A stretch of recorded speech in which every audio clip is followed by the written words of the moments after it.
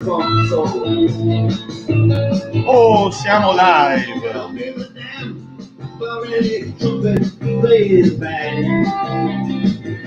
It ain't what they call rock and roll.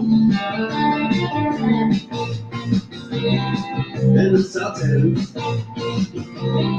yeah, the Sultans play Creole. Creole.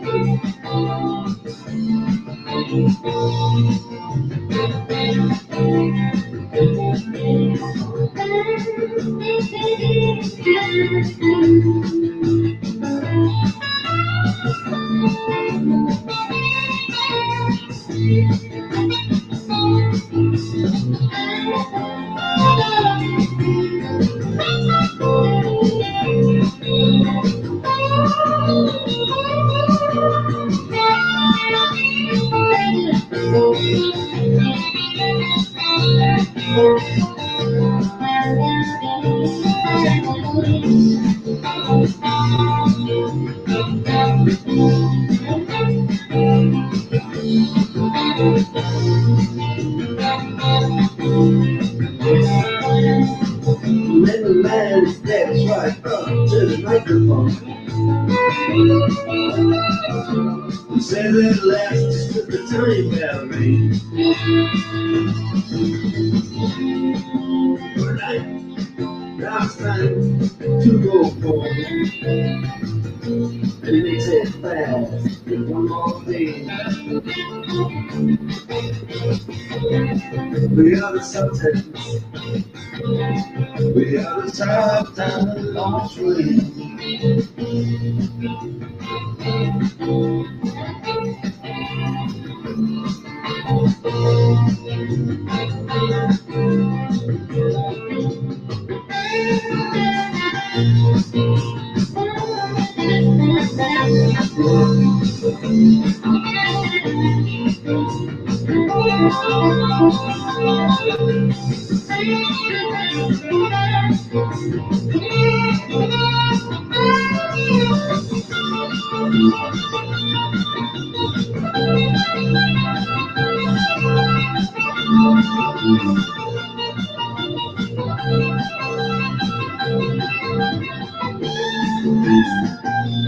Alexa, vai in pausa. Ho dato inizio con una sigla bellissima perché oggi ho un ospite super speciale che parla di questo corso che facciamo e so che questa musica lo carica tanto e carica tanto anche a me e allora ho voluto mettere subito questo inizio così un po' dei nostri tempi, perché insomma siamo un po' diversamente giovani. Detto questo, io direi che aspettiamo che Facebook e YouTube mandi le notifiche. Io nel frattempo sono anche su Instagram e facciamo in modo che arrivino un po' i primi. Faccio entrare l'amico e ospite Luca, eccoti qua. Proviamo l'audio. Buongiorno, ben arrivati, fantastico. E tra l'altro, Claudio, lo sto studiando al basso questo pezzo, mi sto divertendo tantissimo perché, come sai, il nostro carissimo amico Claudio Marcelli invece la suona la chitarra in maniera perfetta e io devo trovare il modo di andare dietro con il basso elettrico, che mi diverto tantissimo. Senti, voglio fare una cosa... Tra l'altro questo pezzo qua è proprio semplice. Sì, no, ma è bello, è un bel pezzo, è veramente fantastico. Per la chitarra è difficilissimo, per il basso è divertente, è molto divertente.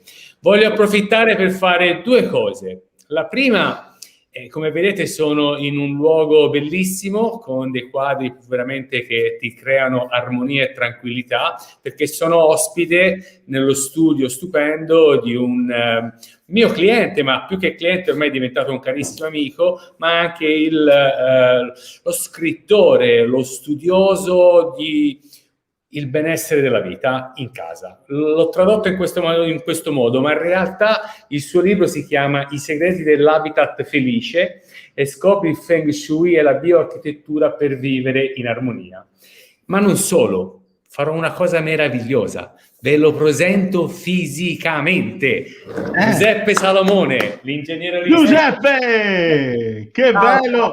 Siamo entrati nella tua casa, Giuseppe. Grazie.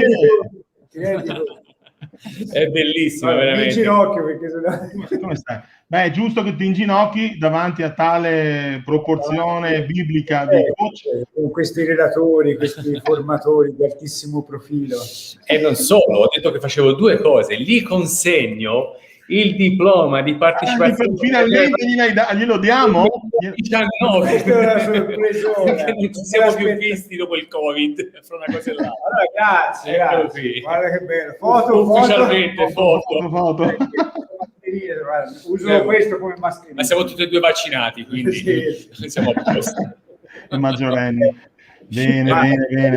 Anche il motivo per cui Luca è qui oggi, che se tutto va bene stasera avrò una nuova collaboratrice, perché Luca è un esperto di selezione del personale. Grazie. E quindi il mio studio avrà un incremento di crescita, di lavoro e di sviluppo. Quanti ne abbiamo selezionati in questi ultimi 6-7 anni? 5. Siamo già al sesto. Non è male. Sempre più grande. Sono rimasti tutti o è sempre lo stesso che lo cambi 5 volte? No, sono rimasti. La prima Chiara e di Laura in pausa pranzo l'anno prossimo sono 10 anni. Bene. E quindi poi si è aggiunta Erika, Francesco, Alessio e ora vediamo. E adesso vediamo se ne inseriamo un'altra. Dai, un altro talento che entra in un gruppo di talenti. Grazie. Allora, buon lavoro. Grazie a te. Guardatelo di là. Bene, faccio un po'. Ciao, grazie. Faccio un po' gli onori di casa iniziali. Dico intanto, come sempre, solita prassi, se ci sono nuovi che scrivete sotto nuovi, se ci sono usati scrivete sotto usati. Come vedete siamo al 26esimo webinar e parliamo di vendita e andremo a raccontare un po' di storie con Luca di quelle che sono le trappole principali, le 7 trappole. In realtà quando abbiamo ragionato alle 7 trappole a me ne venivano in mente molte di più. Poi mi hanno detto limitiamoci a queste 7 principali, ma in realtà me ne sono venute in mente molte altre. Quindi se siete vivi commentate, siete nuovi o siete usati, che così vediamo quanti nuovi ci sono e quanti invece che tornano ai webinar di Accademia del Valore. 26esimo webinar, però una premessa, abbiamo parlato di Luca Grassi, esperto in vendita, perché parliamo di vendita, ma qualche minuto fa è stato detto che Luca Grassi è esperto nella selezione dei talenti. Dov'è questa cosa? Qual è la verità? Probabilmente la verità è che nel tempo tutte queste 2 cose si sono unite, giusto? Senti Claudio, stavo riflettendo anch'io rispetto a questo punto. Si usa il termine esperto. Io faccio quello che si chiama verbal drive, che è anche una delle tecniche di comunicazione, no? Anche in vendita, è quello di fissare con delle immagini un pensiero. E io dico che ho veramente lo sporco sotto le unghie. Io in tutti questi anni ho fatto l'allenatore di impresa e l'allenatore di impresa aiuta l'impresa a svilupparsi e quindi il contesto che io seguo sostanzialmente è proprio cercare di capire qual è il miglioramento per quell'azienda, partendo dal primo processo che è comunque quello di vendere, di andare fuori e farsi conoscere e quindi di capire quali sono quelle tecniche che possono aiutare, quei metodi che possono aiutare, quei modelli che ripetuti possono aiutare ad ottenere una maggiore, riflessione da parte di chi ti deve acquistare, pensando che tu sei veramente l'unico, io voglio lui. Quindi prima acquisiamo il cliente, dopo va un pochino gestito e per gestirlo ci vogliono delle persone di talento. Ecco perché mi sono anche un po' specializzato su selezionare persone che hanno delle ottime capacità relazionali, perché il talento, chiudiamo subito, sono solo le grandissime capacità relazionali, perché tanto le competenze si acquisiscono, ci vuole un pochino più di tempo magari, ma quelle si acquisiscono. Quindi grande competenza, sì, interessante, ma soprattutto tantissima relazione. Ecco perché si parla di vendite, perché le vendite sono relazioni, capacità di stare di fronte a un cliente, capacità di seguire un modello, un metodo che come relazione mi porta a un risultato, quello di aver conosciuto una persona che vuole fare del business con te. Punto, finito il messaggio sulle vendite. Bello. No, due istruzioni iniziali per i nuovi. Allora, funziona di solito così, a parte che come avete visto ci piace divertirci, quindi abbiamo esordito con una canzone facendo venire in casa nostra un ospite, che poi siamo noi ospiti a casa del cliente, quindi è bellissima questa cosa. E questo è grazie anche a questo nuovo modo di comunicare che abbiamo anche queste opportunità nuove. Come funziona? Durerà più o meno 45 minuti, 50 minuti, la diretta qualche volta arriva un'ora. Ci sarà, andremo a vedere queste 7 storie, in qualche modo, che rappresentano le trappole che spesso cadiamo ancora, anche se sei esperto ogni tanto puoi cadere in queste cose qua. Assolutamente sì, guarda, ti dico, di queste vi racconto una storia che mi è successo meno di 2 mesi fa. Quindi... assieme alle trappole noi ci sarà uno spazio per rispondere ad alcune domande, quindi se avete delle domande scrivete qui sotto e se volete addirittura, sapete che la piattaforma ce lo permette, potrete entrare in diretta, poi vi mettiamo il link per entrare in diretta e farci direttamente la domanda. E io direi di iniziare. Io ho voluto questo webinar perché in qualche modo nella scuola noi abbiamo un appuntamento fisso che tra l'altro quest'anno è a breve, che è un momento della scuola nostra per l'impresa legata a come riuscire a ottenere i massimi dei risultati nella vendita, quindi nella trattativa commerciale, che va a chiudere comunque un percorso che parte anche dalla strategia, la differenziazione, insomma tanti elementi. E che ce l'abbiamo tra l'altro qui di recente, fra pochi giorni avremo la possibilità di finalmente fare qualcosa in presenza di nuovo.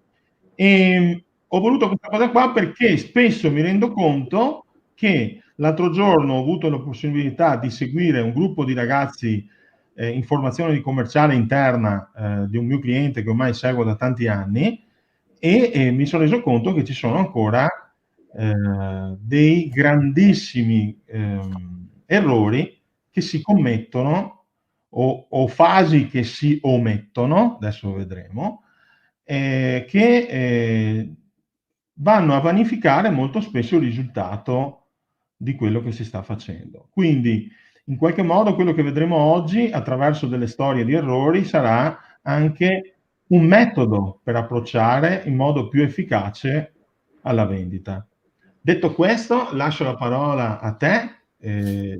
Allora, Claudio, come le altre volte ti chiedo aiuto in due punti molto fondamentali per me. Il primo, proprio l'interagire con le persone. Purtroppo magari io ricevo in ritardo quello che voi da studio, dalla vostra direzione ricevete prima di me e quindi ti chiedo per cortesia di interrompermi subito perché la cosa più bella di tutto è relazionarsi con le persone, comunicare, rispondere esattamente a delle esigenze ben specifiche che magari voi vedete prima di me. Io le vedo un po' in ritardo, quindi per questo interrompimi, così è perfetto.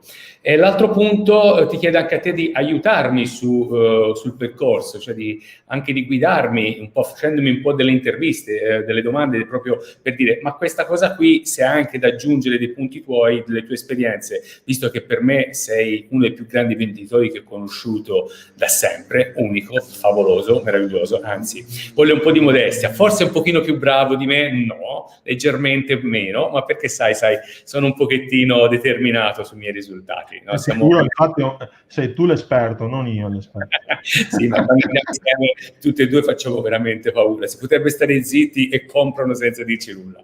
No, ecco, vi dico subito, se volete fate la call to action qui sotto, scriveteci, usate tutte e due per vendere qualsiasi cosa, mi sa che ce la capiamo bene. Allora, sì.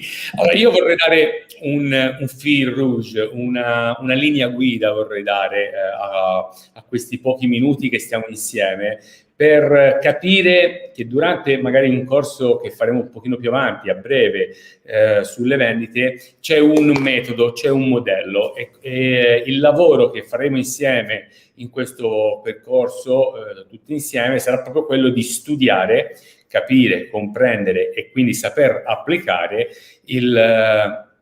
il metodo per entrare in relazione e quindi alla fine magari anche firmare un contratto con il nostro interlocutore, con il nostro cliente, il possibile cliente. Quindi lì vedremo le azioni da fare. Oggi invece vedremo le stesse azioni allo specchio in maniera rovesciata, cioè quello che non dobbiamo fare. Per farlo, Claudio mi ha dato un suggerimento proprio stamani mattina che ho detto favoloso, meraviglioso. Magari ho pensato a tutti gli errori che ho fatto pur conoscendo questo metodo durante tutto questo periodo.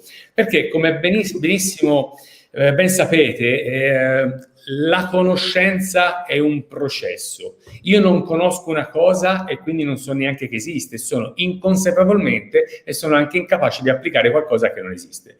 Qualcuno mi fa un corso, qualcuno mi spiega che c'è un metodo per poter andare a vendere e inizio a studiare, inizio ad applicarlo, è chiaro che sono diventato consapevole, so che c'è questo metodo, ma non lo so ancora usare, provo, sperimento, faccio, ci batto il naso, ci batto il muso, un po' come a volte si fa con l'animalini, no? Si dice batto nel muso per poter imparare un qualcosa da non fare, e io dopo che ho sbattuto più volte ho capito quello che non devo fare, quindi ho appreso quello che devo fare e quindi sono diventato a un certo punto consapevole e anche capace di applicare questo metodo. Ma non è finita, continua e da quando avevo esattamente 13 anni, oggi ne ho 54, ho imparato cosa bisogna fare esattamente durante un percorso di vendita, quindi un metodo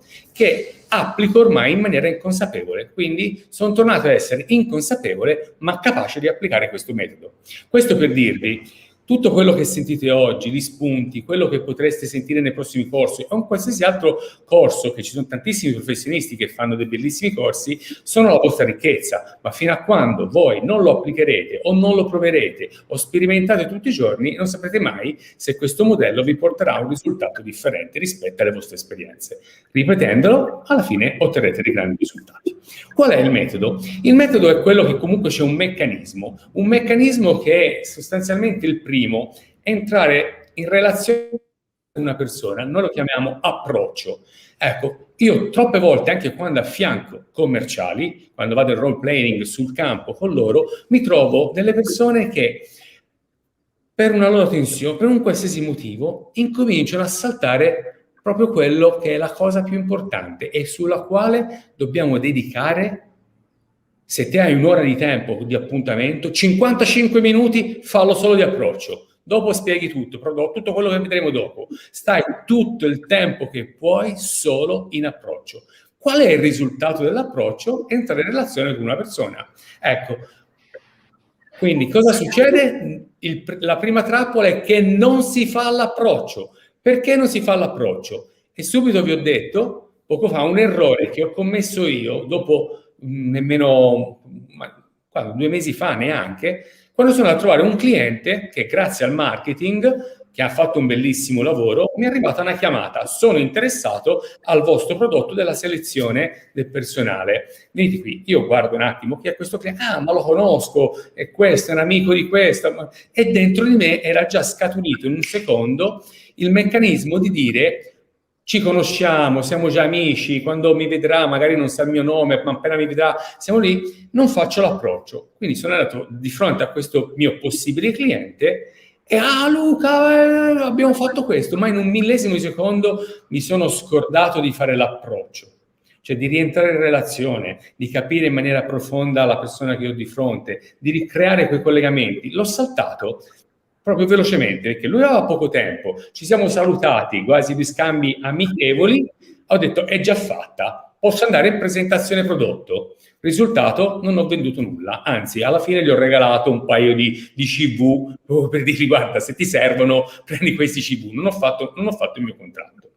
Quindi, come? No, volevo dire che spesso c'è l'ansia di arrivare a dire quello che si vuole dire e si va in fase iniziale a parlare del prodotto, di se stessi, di quanto la nostra azienda, la nostra proposta, la nostra soluzione è bella, ma ci si dimentica di questo passaggio. E alle volte una delle trappole molto banali è anche quella che, finito il fatto di darci la mano, il cliente magari gli dice: mi dica, in quel momento, se uno parla del prodotto...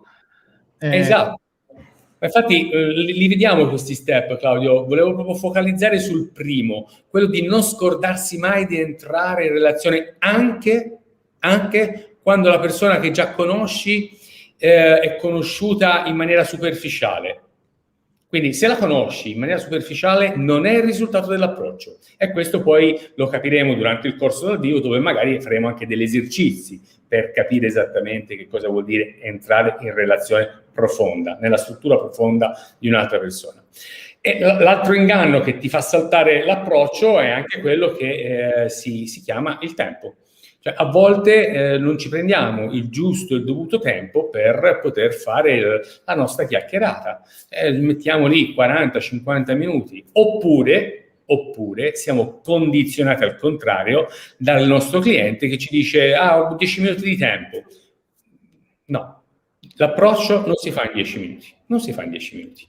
Ci vuole un pochino più di tempo per poter ottenere questo risultato. Quindi l'inganno è quello di non avere la capacità di stare di fronte a un cliente e dirgli anche tranquillamente, serenamente, come magari ho fatto nel tempo io un pochino di esperienza, dove magari dico: ma sono qui per parlare della cosa più importante che lei ha, la sua azienda, mi ha detto che per lei è molto importante e vogliamo dedicare solo 10 minuti. Guarda, preferisco riprendere l'agenda, rifissare in un altro momento, quando abbiamo almeno 1 ora, 2 ore di tempo per poter stare insieme, altrimenti non importa, cioè non devo avere quell'ansia di essere per forza lì. In quel momento mi prendo il mio tempo, perché io devo fare approccio, voglio e desidero conoscere la persona, risultato principe di un rapporto di vendita.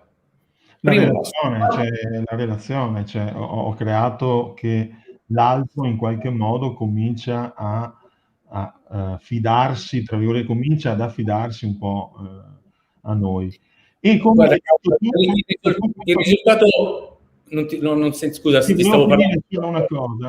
Stavo finendo una cosa, dicevo, e tutto questo inizia da quando mi fisso l'appuntamento, perché alle volte, magari preso dalle azioni di telemarketing piuttosto che il marketing mi ha creato il contatto, quando lo contatto per fare l'appuntamento, se non spiego l'importanza di dedicare il giusto tempo per conoscerci, rischio di andare a fare un appuntamento. E quante volte ci è capitato di andare e dover andare via. Quindi inizia dall'appuntamento telefonico, creare la cornice per avere lo spazio per creare la relazione.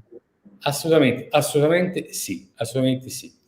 Il secondo passo, quindi, allora, il risultato è che io, se faccio l'approccio, e quindi ricordate di farlo, ho creato un terreno reale dove comunque la persona mi parla con fiducia.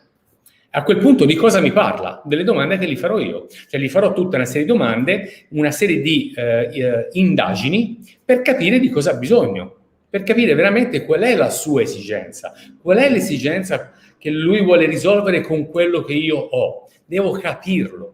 Vi racconto questa storia e molti di quelli che mi stanno seguendo probabilmente l'hanno sentito questa mia esperienza, perché l'ho vissuta rimanendoci veramente male. Da quel momento in poi ho detto: approccio, subito dopo faccio indagine. Quindi non fare indagine è un grandissimo errore. E io com'è che l'ho vissuta? Sono entrato in questa tipografia che mi avevano presentato, tra l'altro, ho fatto il mio approccio tranquillo e mi sono scordato di fare l'indagine nella maniera precisa.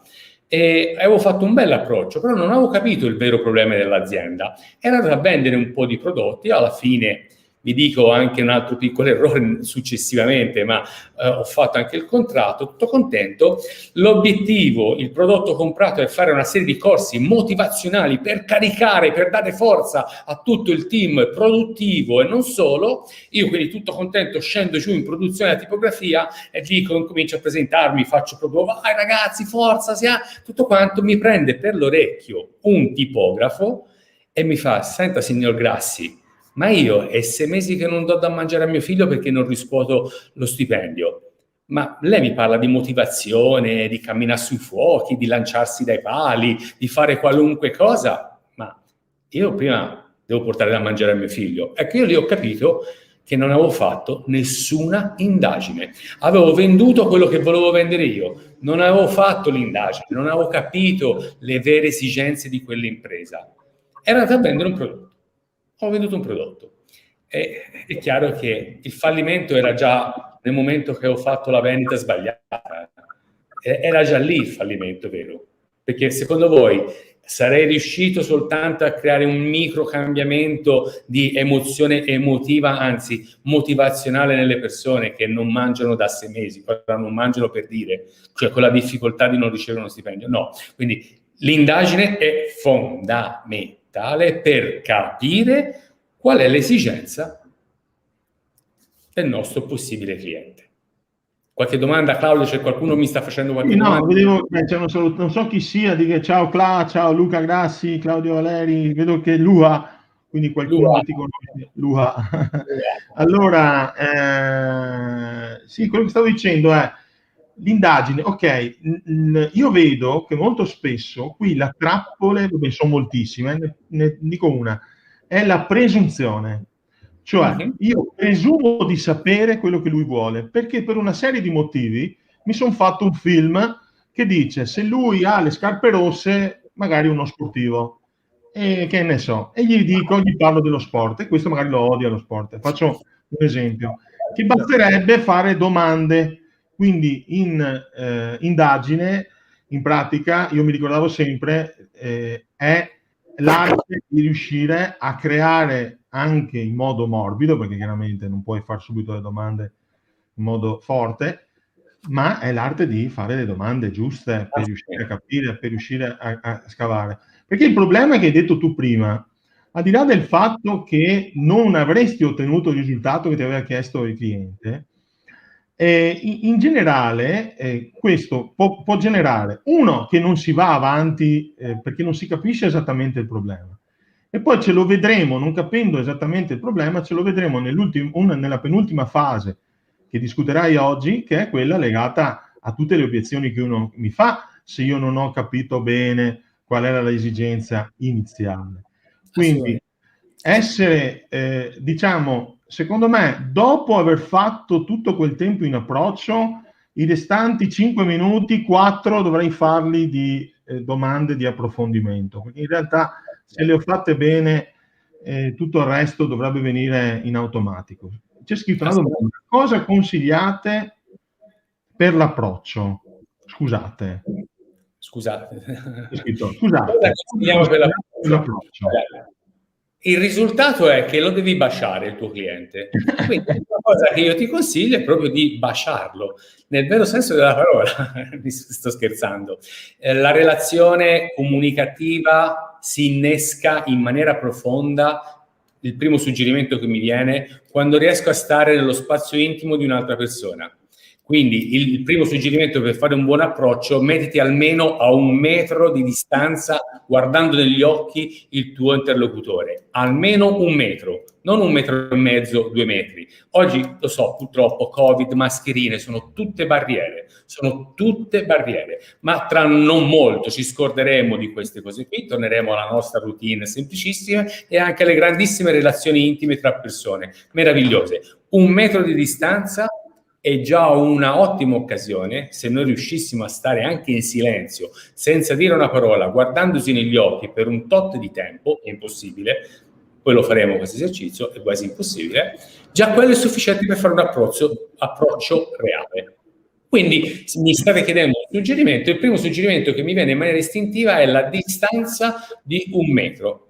Ok, tanto non si sentono quelli del Covid, vero Claudio, se dico a 1 metro. Un altro suggerimento da parte mia è che comunque anche oggi che abbiamo le barriere del monitor si può fare approccio usando l'ascolto, cioè ascoltando attentamente le fasi iniziali, ascoltando anche con il cioè con i segnali del corpo l'altra persona, perché in fase iniziale non devo aver fretta, cioè la parte principale dell'approccio è probabilmente, io non so, l'ho vista così con te, vedendoti e imparando da te in questi anni, è probabilmente proprio quella legata al non avere fretta in una fase iniziale, perché diciamo il venditore ha la sindrome del supereroe, no? Deve arrivare subito a fare gol. E quindi, tra l'altro, anche Cialdini diceva, no? 2 gruppi di lavoro. Un gruppo, gli è stato detto, cerca di arrivare prima possibile al risultato, quindi cerca di arrivare al primo possibile a ottenere le vendite. E a un altro gruppo gli ho detto, prima di parlare di affari, parla alla persona, interessati a lei. Adesso non mi ricordo esattamente le percentuali, ma se andate a vedere i video di Cialdini, c'è un'enormità di risultato nel secondo gruppo. Infatti si chiama il principio della simpatia, è empatico, entrare in simpatia con l'altro, e vuol dire sostanzialmente che spesso è l'obiettivo che ci fotte, cioè l'obiettivo di adesso voglio vendere a tutti i costi. Io sto pensando, io mi ricordo tanto un giochino di mantra che ho fatto tanti anni fa, no? Che c'è il mantra del venditore che è cosa c'è per me, cosa c'è per me, cosa posso portare a casa, cosa posso portare a casa. Il mantra invece legato a servire il cliente è come posso aiutarti. Se tu pensi davanti, e soprattutto nella parte iniziale, a una domanda, come posso aiutare questa persona, in che modo la posso aiutare, in che modo posso fargli vedere un punto di vista diverso, in che modo i miei prodotti e servizi la possono aiutare, cambia completamente, perché anche con il mio corpo mi metto in approccio, mi metto in relazione con l'altro. Questo era il mio punto di vista, Luca, scusa. No, arricchiamo quanto più possibile, perché veramente domande, anche questa che ci hanno fatto ora, abbiamo dato una risposta, ma ci sono 1000 risposte per aiutare a capire l'approccio. Ora, Claudio, abbiamo parlato di metodi, di modello, quindi non abbiamo fatto approccio, non abbiamo fatto indagine e tendenzialmente qui c'è un piccolo passaggio che mi piace quasi tenerlo segreto, ma per venite al corso per scoprirlo. Cosa faccio? Lo dico o non lo dico? Il passaggio che ci abbiamo ora, Claudio, dimmi te. Secondo me per la parte del metodo e delle 7 trappole è da fare. Il problema di base, che fai bene a dire di non dirlo, è che facendo gli altri errori è quasi superfluo, cioè non riesci più a farlo. E quindi forse è meglio che vai avanti e dopo magari lo sveliamo. Qual era questo passaggio? Dai, no, facciamo il fil rouge, così non chi ci sta ascoltando. È bello perché mi dici, dimmi come vorrei fare, dopo io te lo dico, dopo fai come cazzo vuoi, come sempre, è sempre così, sono 100 anni che lavoriamo assieme, è sempre così. Allora, abbiamo fatto approccio, abbiamo fatto indagine, abbiamo capito di cosa ha bisogno il cliente, che cosa si fa in questo momento, gli si presenta il nostro servizio prodotto. Grandissimo errore, lui ancora non ha deciso di comprarlo e non ha ancora capito veramente perché gli serve il tuo prodotto. Quindi in questo momento la tecnica, e qui si sta parlando di tecnica, è quella di aiutare il nostro cliente a capire come starebbe senza il nostro prodotto. Quindi se il nostro prodotto lo aiuta veramente, senza il nostro prodotto non è aiutato, sarebbe in difficoltà. Cioè, avrebbe un qualcosa in meno. Cioè, se noi abbiamo una macchina che gli migliora il tempo di produzione, dobbiamo fargli capire perché è importante avere più tempo di produzione. Se abbiamo un servizio dove ti insegna la comunicazione, il servizio che ti insegna la comunicazione, dobbiamo fargli capire che cosa vuol dire comunicare male, qual è il danno che si crea comunicando male. Cioè, il nostro possibile cliente, intanto ha capito che sei un amico, intanto gli ha detto di che cosa ha bisogno, non gli dare una soluzione, fai il corso di comunicazione, compra questa macchina, ma digli come avrà dei benefici con la tua macchina, Che cosa succederà nel momento che lui non fa questo investimento? Dove si ritrova rispetto ai competitor? Facciamoli un pochino di male, si dice, in maniera proprio male. Cioè, male vuol dire ti faccio riflettere su ciò che ti fa male senza quel nostro prodotto, se veramente pensiamo che quello che noi abbiamo lo possa aiutare. E qui veramente il meccanismo meraviglioso che abbatte tutte le barriere di prezzo. Cioè, signori, qui, se facciamo bene questa fase qui, non abbiamo bisogno di parlare di prezzo. Non abbiamo bisogno di parlare di prezzo.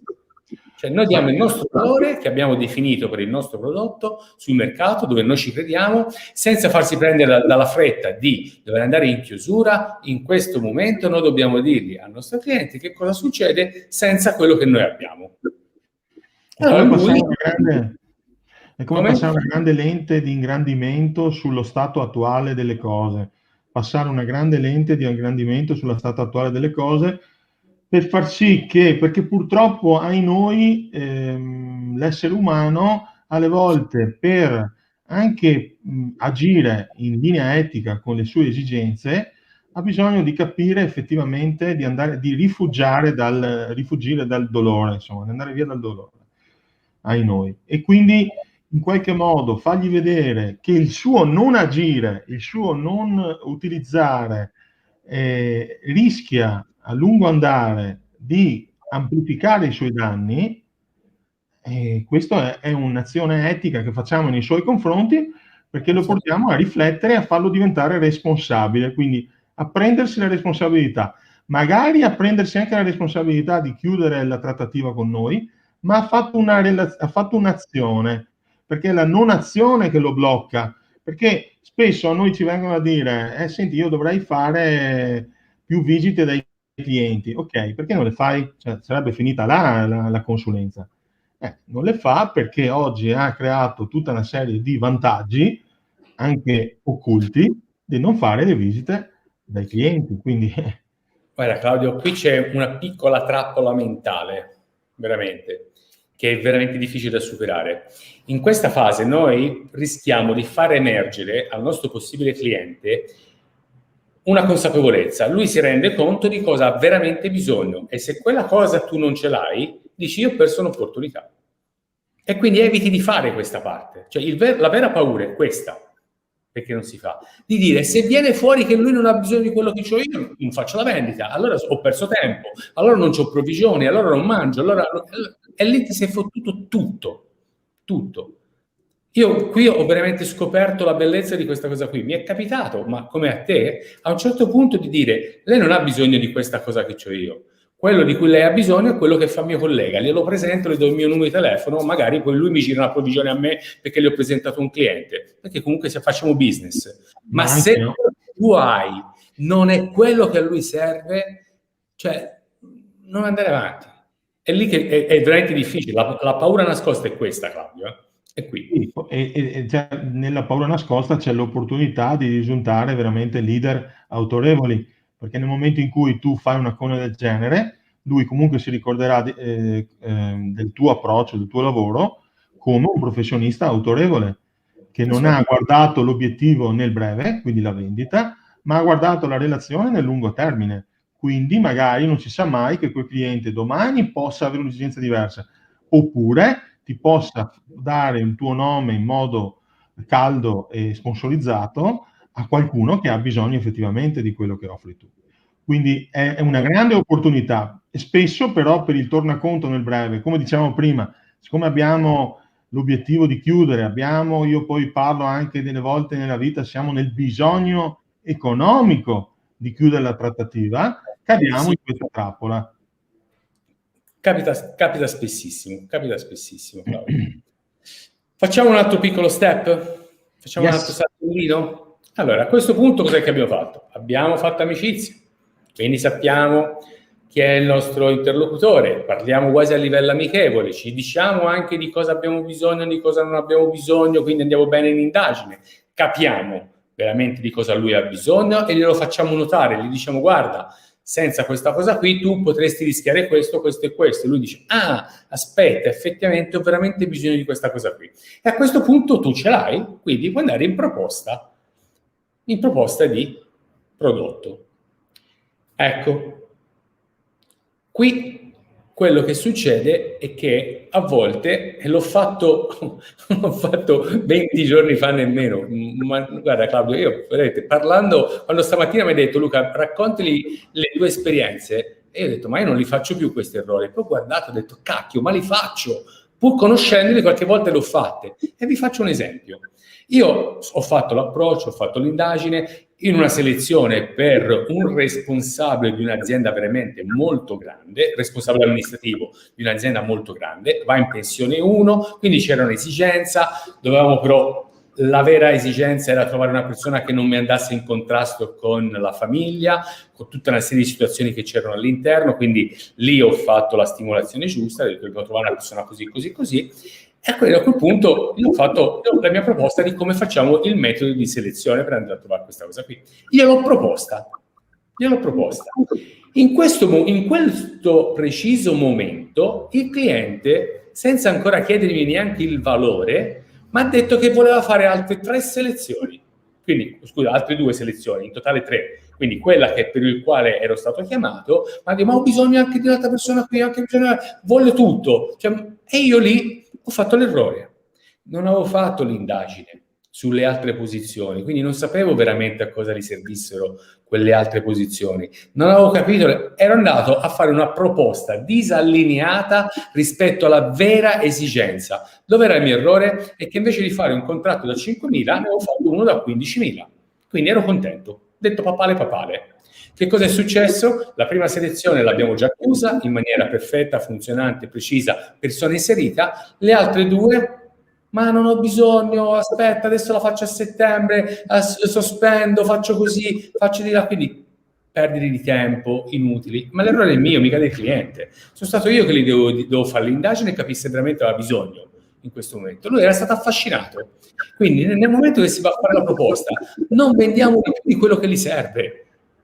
Ma Luca, ma cosa dici? No, non vendiamo di più di quello che gli serve. Probabilmente alcuni che ci stanno ascoltando stanno dicendo no, ma questo non esiste, non è così. Va bene, confrontiamoci volentieri anche di persona durante il corso, aggiungiamo esperienze per rafforzare oppure demolire questa credenza, ma quello che è importante in questo momento è proprio cercare di comprendere che cosa è successo a me in quel momento. Sto gestendo nota di credito, dell'acconto, della cosa.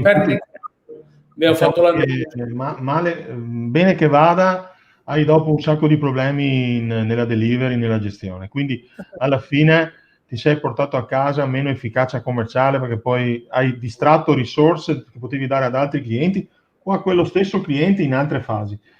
E comunque un altro errore è che in proposta di soluzione, se qui magari viene fuori un'altra sfaccettatura che dico io, magari non ti sento più? Speriamo che...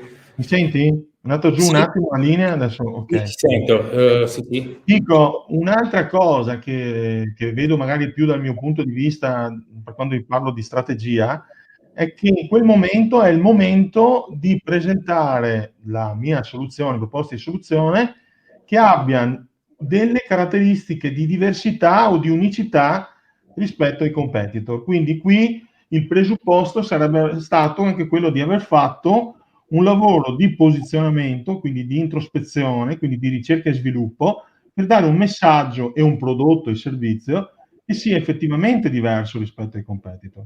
E questo ci aumenta la percentuale, cioè la fase è la presentazione, e la presentazione è esclusivamente di quello che lui vuole. Ma se in quel momento riesco anche a far vedere, usando parole studiate bene, quali sono le diversità che ho rispetto ai concorrenti, risulta ancora più performante. Quindi gli errori intrinseci sono 2. 1, che rischio di mettere dentro tante cose. 2, che non evidenzio che cosa ho di unico e diverso. Grande. E poi vai in gestione, fai molta più fatica. Magari facevi questo servizio, dopo avevi acquisito un cliente in fiducia perché gli hai dato quel servizio, gli hai risolto bene, gli hai dato un bel risultato, dopo ti chiedeva, gli facevi la sua e andavi avanti e vendevi gli altri servizi magari un pochino nel tempo. Quindi Stiamo attenti. Che cosa succede allora dopo? No? Stiamo facendo un percorso, un metodo, un modello, un fil rouge, quindi abbiamo fatto l'approccio, abbiamo fatto l'indagine, abbiamo fatto la stimolazione, abbiamo fatto la presentazione del nostro prodotto. Di Luca, basta, adesso me ne vado. No, ci sono ancora 2 passaggi molto importanti che non si fanno.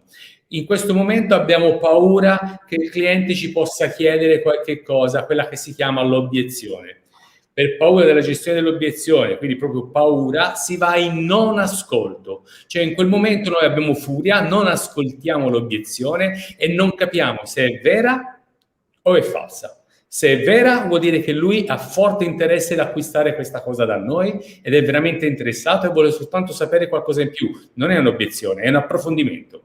Se è falsa vuol dire che vuole uscire da quella condizione. Ok, sappiate che qui la situazione è molto faticosa, si deve tornare in approccio, si inizia da zero, quindi è molto faticoso, si inizia da zero, non si va oltre, ma questo lo scopriremo. Quindi, di nuovo. Assolutamente sì. Io mi ricordo che un mio vecchio formatore, quando avevo 20 anni, quando ho iniziato nel mondo delle vendite, diceva: l'obiezione è il sale della vendita. Vuol dire che se c'è è nel momento giusto ed è approfondimento, vuol dire che c'è tanto interesse, quindi non dobbiamo aver paura dell'obiezione. Il problema è che se non ho fatto bene indagine, eccetera, quindi sto proponendo qualcosa di distante o diverso da quello che effettivamente è l'esigenza, lì l'obiezione è fondata, quindi ho difficoltà a superarla.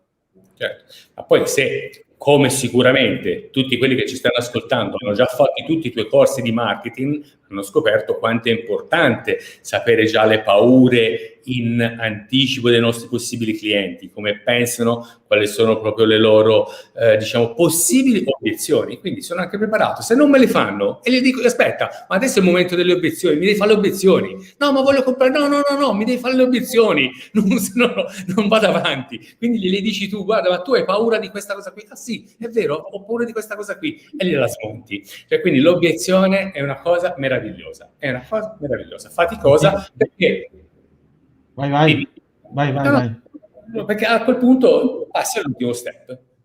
Sì, stavo dicendo, se hai fatto un bene un'indagine di quelli che sono i desideri, le paure, il linguaggio del cliente, in qualche modo quando proponi la tua soluzione in modo diverso e unico, all'interno di quella comunicazione metti delle cose, quindi vai a dire anche, vai già a dare, come noi chiamiamo, degli antidoti alle possibili paure andiamo ad amplificare i possibili desideri, perché in qualche modo abbiamo studiato prima, mica perché siamo maghi, abbiamo studiato prima quel tipo di azienda.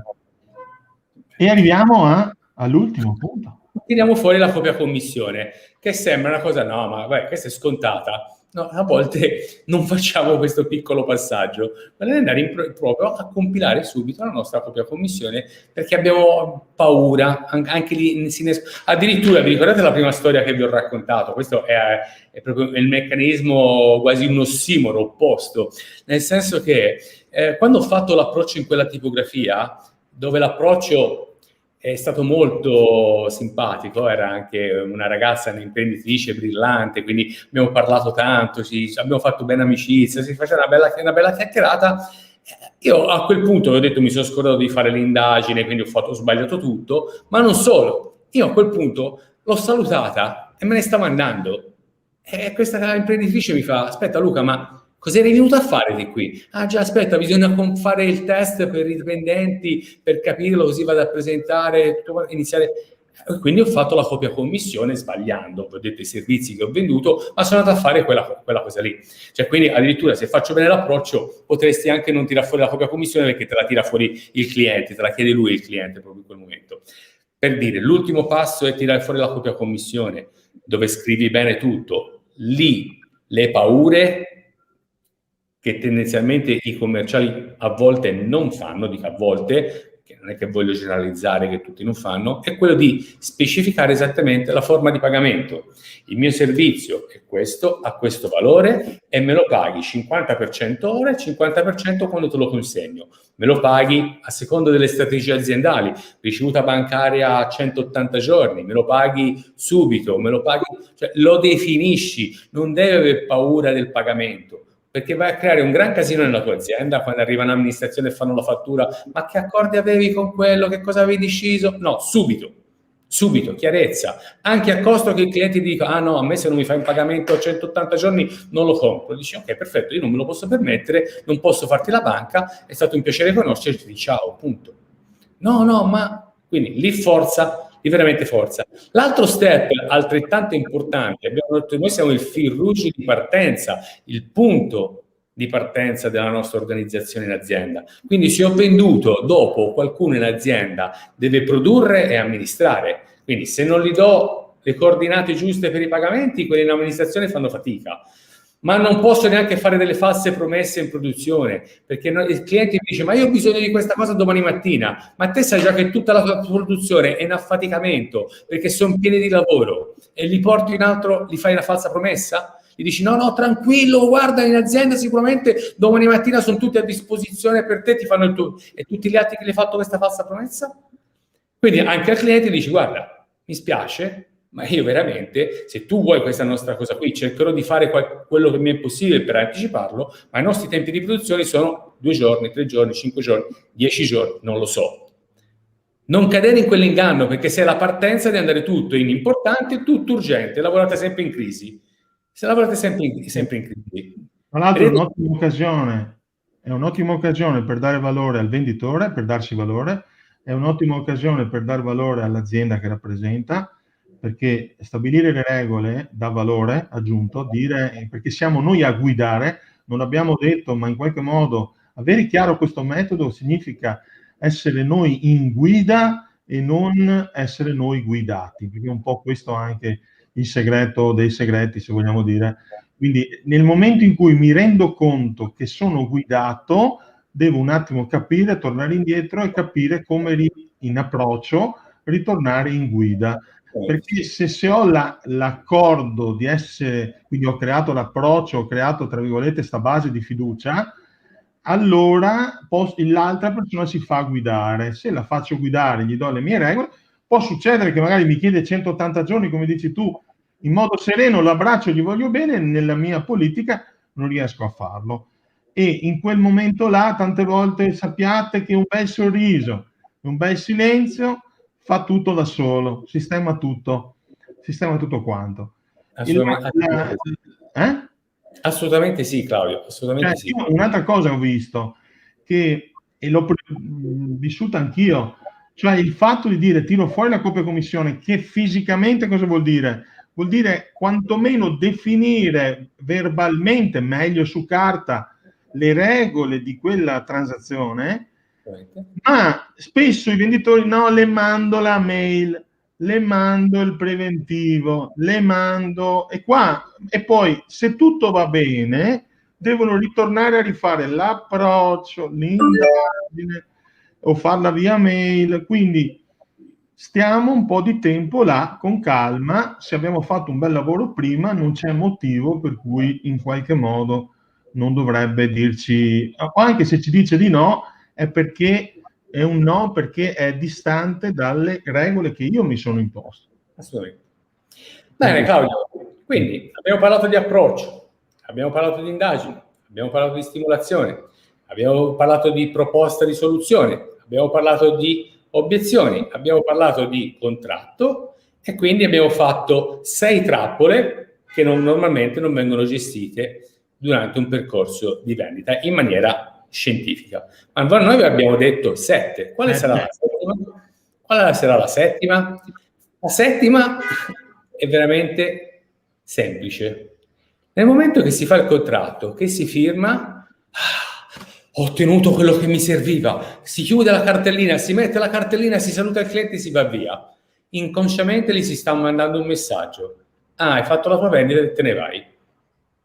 Hai remunerato 2 ore e mezzo di lavoro, tendenzialmente.